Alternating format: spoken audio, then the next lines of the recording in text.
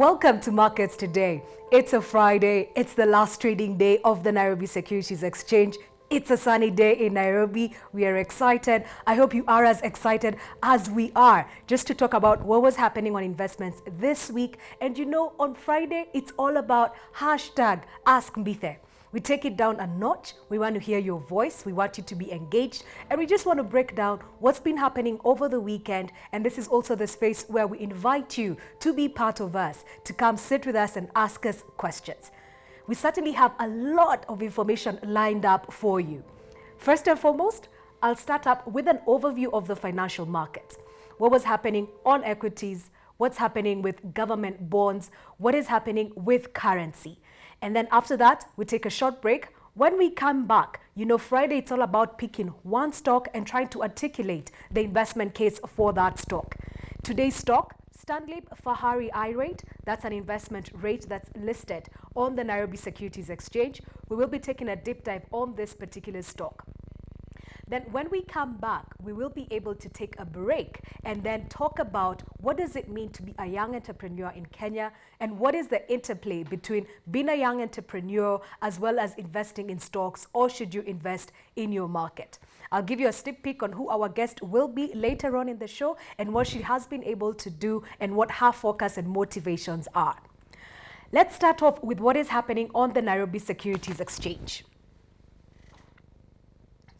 So we saw the NSE all share have a bit of correction, just less than a percentage point. Yesterday, it closed at 139.8, and this was largely driven by just some slight price correction on Safaricom, which traded at 30 shillings. It had gone slightly above 30 shillings on the previous day. That minor correction resulted in what we are seeing there. Similar trajectory for the other indices. Let's take a look at what was happening on volume. We saw a huge material jump on volume yesterday. 3.7 billion is what was traded on the NSE. Previous day, 550 million shillings is what was traded. Safaricom was the star mover for the day. Of this volume, 90% was foreign investors. We keep saying summer holiday was August, September, it's time for business.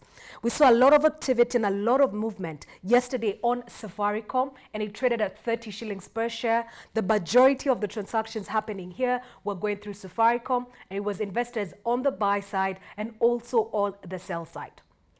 East African breweries also contributed to this jump, and also KCB.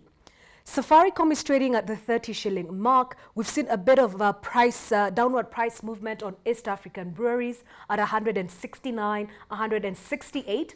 It had touched 172. For the banks, KCB and Equity, they are still holding strong. KCB is at 38. Equity is not too far behind. We actually thought and expected to see a bit of profit taken at the 36 shilling mark, but it looks like the foreign demand is still holding up the equity prices, at least for the banking stock. That's 589% jump on equity volume to 3.7 billion shillings worth of turnover. Who are the key movers for this particular stock?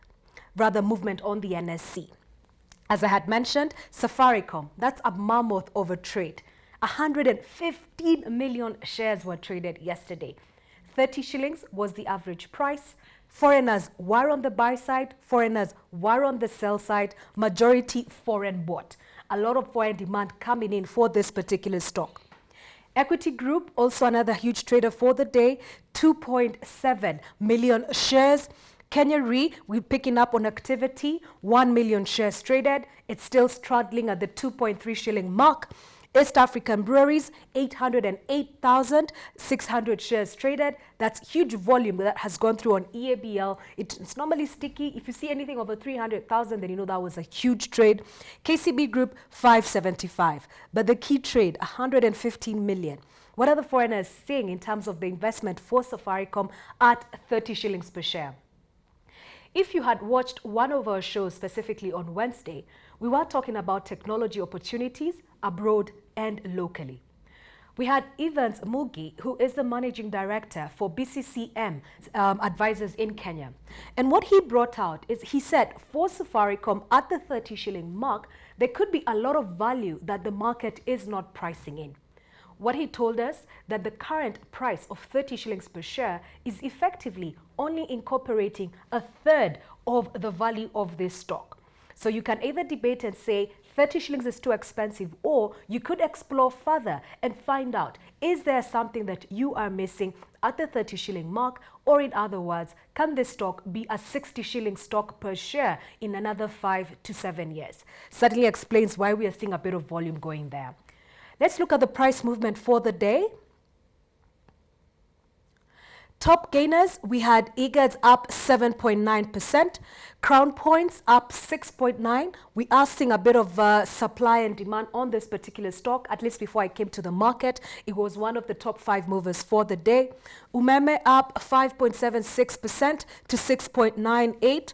Home Africa, a bit of a seesaw scenario there, down one day, up the other day. It's up 5% on thin volumes. Uchumi, again, something that we are keenly looking at to see what's going on there. A bit of price movement up there, 3 percentage points to 0.3. Who were the top losers for the day? Top losers, Standard Group down 9.99% to 18.6. Nation Media, stock we've been talking about, it rallied all the way close to the 20 shilling mark, and this was coming from a low of 13 shillings per share, and now we've seen it close yesterday at 15.25. However, for today, it's one of the top gainers at 16.4 shillings per share, seeing a bit of upward movement on there. Sanlam Kenya down 8.8% for the day to 12.3. Bamburi Cement, another stock that we've been keenly following. It's been seeing a price correction, profit taking. Individuals who bought it at the 20 shilling mark are already beginning to sell out, and we've seen a bit of low price activity as supply is coming to the market. Before I came in, it was trading at 24.2 shillings on thin volumes. That's pretty much what we have on the exchange.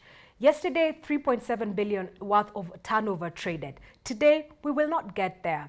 The volumes are thin, and we typically say Friday and Monday tend to be very chilled out days on the securities exchange, not too much happening. In terms of the other financial markets, in brief, what we saw this week was the closure of the Government of Kenya Treasury bond triple play. The government was looking for 50 billion on 3 reissues that it had opened over the week. It attracted demand, or in other words, bids worth 80 billion, slightly above what it had expected. That's what was happening over the week. This auction closed on the 15th, and the results were published on the 15th. Over and above the Treasury bond auction, we also saw the weekly Treasury bill auction that closed yesterday. The 1 year, that's a 364 T-bill, 182-day T-bill, and the 91-day T-bill. For this T-bill issuance, which is a weekly issuance where the central bank looks for 24 billion, we saw the government get bids worth 20 billion, and it only received, or rather accepted, bids worth 18 billion. Not too much to tell there, because what happened yesterday was expected. The majority of the funds were actually looking for longer-term opportunities with higher rates, and this was available for the Treasury bonds. The 1 year now stands at 7.571 percentage points, not too much difference from last week. I think the rates for the T-bills are not too attractive, and we are seeing investors being pushed in a way strategically by the central bank to look for the longer dated papers. As I had mentioned earlier, there was a triple play by the Central Bank of Kenya. The 3 reopened issuances, one of them had a 5.3 tenor to maturity. In other words, it was issued for a period of 5.3 years. This paper attracted a return of slightly over 10%. So if you're looking at 10% for 5 years and 10% each and every single year, vis-a-vis earning 7% per year, it looks like it's probably better for you to put your money out there. What we are seeing with the central bank here is nothing new, neither is it unique to Kenya. COVID-19 has pushed the investment world to focus on looking at long-term investments, 5 to 7 years. Central banks globally have spearheaded this by changing their policies, especially their monetary policy stance, and in a way telling the market, if you want to put money with the central bank, you better put it in for a longer time. If not, you better take the risk in investing in businesses out there. That explains the differential in terms of 7.2 5% for the 1 year, and slightly over 10% for the 5 year. Before I take the break, the final news that you need to be kept abreast on is on the currency. The currency, which is the Kenya shilling trading against the US dollar, is now at 108.25.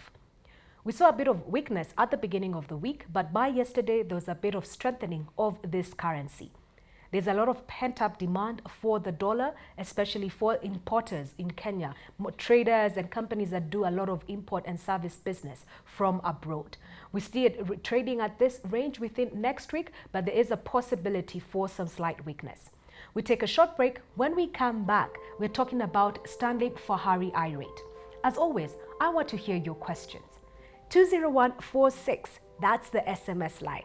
Alternatively, Mbithe Mwema, that's my social media name. I'm available Twitter, Facebook, LinkedIn, Instagram. You can write me a message, you could write me a tweet. Let me know what you'd like to know on investments. If that's not available to you, you can also reach out to us, Metropole TV, on all social media channels. We take a short break. When we come back, we discuss Stanley.